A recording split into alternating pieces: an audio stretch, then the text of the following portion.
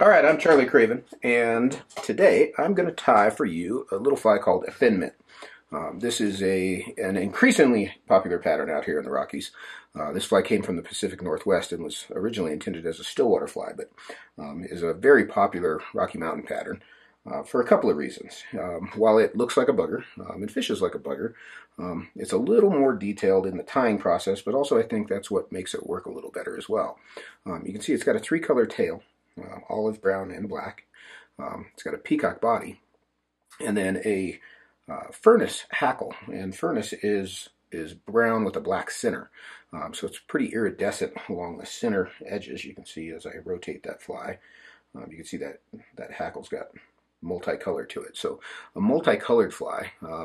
And one of the cool things about this fly is it's a great dark colored streamer, but because it's got a few different colors in it, it kind of can eliminate some of that process, color process, as far as kind of working through different colors to see what color the fish might be on any given day. The other nice thing about this fly is while it's a big bugger, we're going to tie it in a size 6 here. It's not a terribly big streamer. This is a fly that you can throw on a 4-weight, even a 3-weight, honestly. You don't need a big rod to throw this fly, but gosh, it still works pretty darn well. We still sell tons of these in the shop. This is a really good little fly, and sort of a good way to mix it up. And it's, obviously, it was designed as a stillwater fly, so it works well in lakes as well. I can see the sort of crawdad influence between the color variations on it. But I'm going to show you how to tie it. And this fly is in my streamer book as well, so if you don't have the streamer book, you should probably go out and buy that right now. I'll wait for a second while you do that. Make yourself a note so that you don't forget. But what we're going to do here is I'm going to take this one out of the vise, and I'm going to start with a Tiemco 5262 in a size 6, and I'm going to just knock the barb down on it.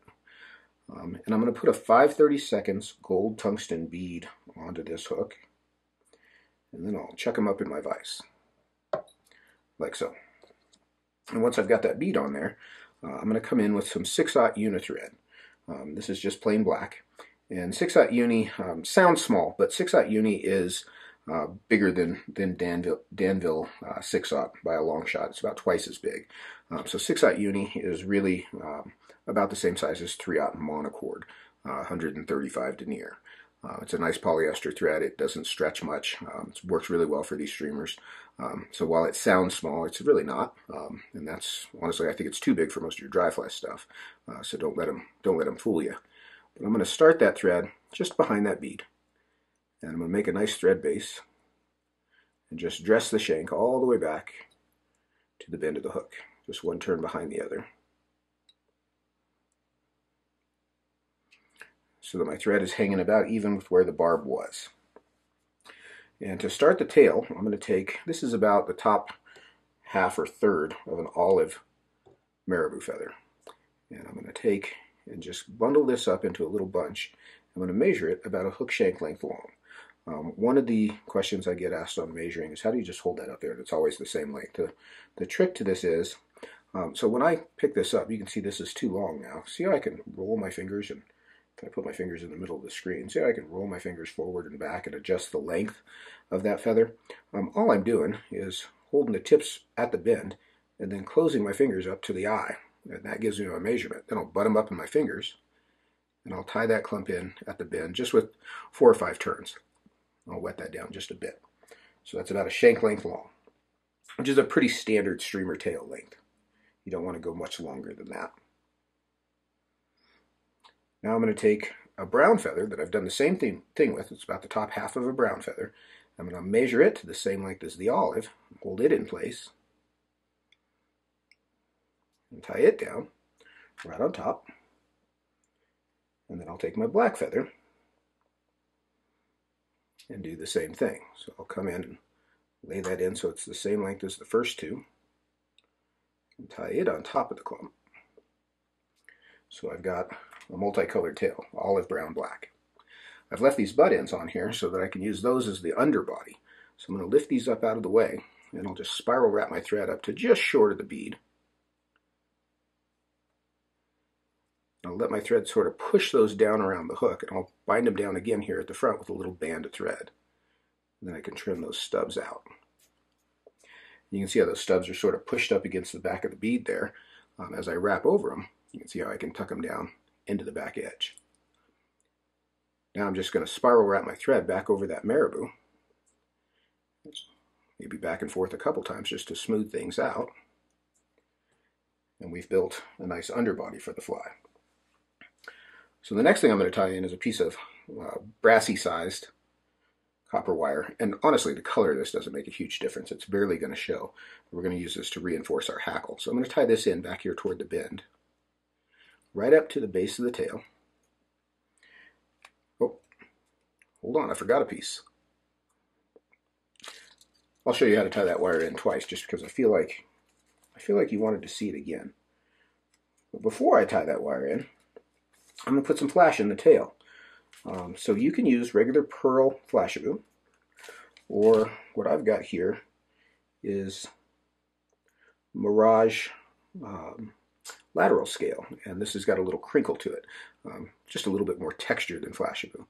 Flashabou is completely acceptable. But what I'll do here is I'm going to tie that in at the center of its length, and I'm going to take two of those strands and hold them against the far side and wrap back over them so that they're on the side of the tail there. You want to make sure that they're not pointing too far down. Should be right about centered. And then I'll pull the front ends back along my near side and wrap over them so that they're along the near side of the tail. Then I'll trim them off just a little bit proud of the tail. You can kind of adjust that length. There we go. Like so. So that's just going to add a little bit of flash to the tail. Then I'm going to tie in a piece of wire. This might seem familiar to you. I'm going to take this piece of wire and catch it here on the back end and wrap over it to the base of the tail. And then I'll take one more strand of this Mirage tinsel, which is going to become our rib. I'm sorry, I said Mirage tinsel. It's Mirage color, but this is lateral scale. So I'm going to tie in a whole strand of this. So I want the full length, and I'll lock that back out of the way. And I'll bring my thread forward again. Now for the body, we're going to use Peacock Herl, and this is just strung Peacock Herl. This is one of the prettiest materials you can use if you've got good Peacock Herl. It makes such a nice, pretty, juicy body. And I've got 10 or 12 strands is what I'm going to shoot for here. I'm going to pick out about 10 or 12 strands of this Peacock Herl, and I'm going to cut the ends so that they're even, and I'm tying them in by the tip ends. I'll lay those up on top of the hook. I'm just going to wrap back over them all the way to the base of the tail. And then I'll come forward again, just anchoring that down. So we've got this nice rope of peacock. Now before I start to wrap that, I'm going to put a pretty healthy coat of head cement on that shank, and that'll soak into that Marabou and that peacock that we've got tied down. It's just going to lock everything down in place so the fly is more durable. I'm going to pick up all my Peacock Herl, and as I come around with the first turn, I'll sort of rock this clump back and forth, and that'll get it to spread out a bit. You can see that one turn took up a pretty good portion of the hook shank, and that'll just help me with my coverage. You can see also, see how my Marabou butts taper down slightly as they get toward the front? Well, nicely and conveniently, the Peacock Herl fattens up as we get closer to the butt end. So you'll see that that taper sort of will disappear as I get up to the bead. Once I get to the bead, I'm going to tie this off behind the bead with several tight turns behind the Peacock Herl. I see a lot of videos these days where folks will tie something off with one turn behind the material and two in front of it. Those two in front of it don't do anything. Stop doing that. I don't know. I'm not going to name names, but cut it out. That's just dumb. Cut those off. If you don't have the wraps behind the material, they don't cross the material and they're not doing anything. You're just adding bulk. So cut that out. Now, here's a little tip on perking up this Peacock Herl body. You can take your dubbing brush and sort of pick out anything that you got bound down along the way. I just run my dubbing brush along it, and that'll sort of juicy that up a little bit. You can see how nice and consistent that body is.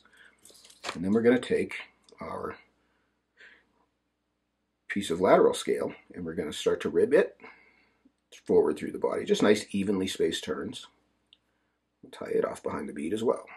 A couple turns and I fold it back and catch it a couple more times. So we've just got a little highlight there through the body. And then finally, I'm going to take my hackle. So what I'm going to use for the hackle on this fly is a Metz Furnace saddle feather. And this is a natural color. It's got that nice dark iridescent center. You can see that tapered chevron down the center. And what I want to do is get down here. The fluff on the bottom of this feather is gray. If it was black, it'd be even better. But usually it's gray because these are natural feathers. I'm going to trim that off just with the last little bit of that fluff left. And then I'll trim a couple little stubs, just an 1/8 inch or so of bare stem on either side, where I've just left those little bristles. And that'll help to anchor this feather in place when I tie it down. Can actually shorten that down a bit. I'm going to tie this feather in with the inside of the feather toward the hook here on the near side, on my near side of the hook, just because I can see it better there. And I want to anchor it tightly in place. Now I'm going to come up and I'm going to make my first turn of hackle here right behind that bead. And you can even kind of jam one in close and then start to spiral wrap the feather back over the body. Just nice evenly spaced turns all the way back to the bend. When I get there, I'm going to pick up my piece of wire and catch that feather. So once I've caught that tip, that feather's not going to go anywhere. I can't let go of my wire yet, but once I've caught that tip, the feather's wrapped, is tied down. This is just like on an elk ear cat. This is the same move. So now I'm going to spiral wrap this wire forward through this hackle, just evenly spaced turns. And the easiest way to do that without catching all the hackle fibers is just to act like the hackle fibers aren't there. If you try to zigzag your wire and maneuver it around, what happens is the stuff you can see on your near side you miss pretty nicely, but the stuff on the far side that you can't see, you're binding down all the way. So I usually just wrap it like there's nothing there, and then I'll tie that wire off behind the bead as well. And I want to get a good tight anchor on that. And that's one of the nice things about this unithread. That polyester thread doesn't stretch very much, so it makes a nice clean tie off. Then I'll helicopter that piece of wire, and I'll just twist it around until it breaks off. And that'll break off flush. Then I'll come in and trim the center stem of that feather at the bend out.